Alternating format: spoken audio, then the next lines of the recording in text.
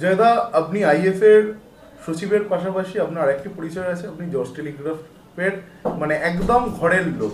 আমরা জজ টেলিগ্রাফ বলতে এতদিন বুঝে এসেছি বিশ্বনাথ দত্ত, প্রদ্যুৎ দত্ত, সুব্রত দত্ত, অনির্বাণ দত্ত, এই এই জেনারেশনের পরপর পরপর। তো সম্প্রতি জজ টেলিগ্রাফে এখন অধিরাজ দত্ত আছে। অধিরাজ দত্ত, স্মিতা আছে।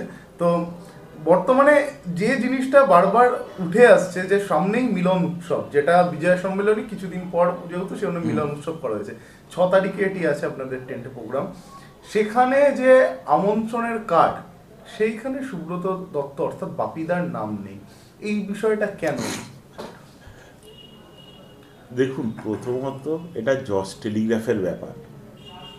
এটা নিয়ে জজ টেলিগ্রাফের কেউ কি অভিযোগ করেছে? না, জজ টেলিগ্রাফের কেউ না, কিন্তু আচ্ছা, এটা ময়দানে তাহলে একটা গুঞ্জন যে কেন বাপিদার নামটা এরকম কেন নেই? গুঞ্জন খুব অনধিকার চর্চা আমার মনে হয়।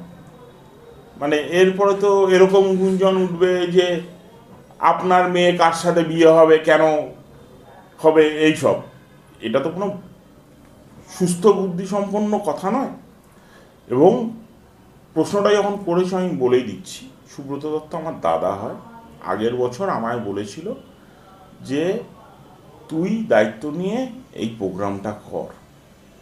সেই প্রোগ্রামটা আমি করছি, সেই হিসেবে কনভেনার হিসেবে আমার নাম যায়। আগের বছরও গেছিলো, এই বছরও যাওয়ার কথা। এই যে কার্ডের কথা বলছো, এই কার্ডটা কিন্তু এখনো সেইভাবে কাউকে দেয়াই হয়নি, তো কারণ ছড়িয়ে এখনো দিচ্ছে। অবধি ডেটই বেরোয়নি। বাপিদা হলো বা সুব্রত দত্ত হলো ক্লাবের জেনারেল সেক্রেটারি। জেনারেল সেক্রেটারিকে যে সব জায়গায় কনভেনার হতে হবে তা তো নয়।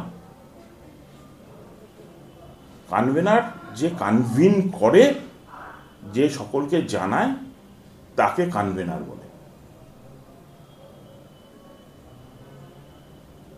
আপনি দেখবেন একমাত্র শ্রাদ্ধের কার্ডে দেখতে পারবেন ভাগ্যহীন আর ভাগ্যহীনা করে লিস্ট করে সবার নাম লেখা হয়, বাকি কোনো কার্ডে লেখা হয় না।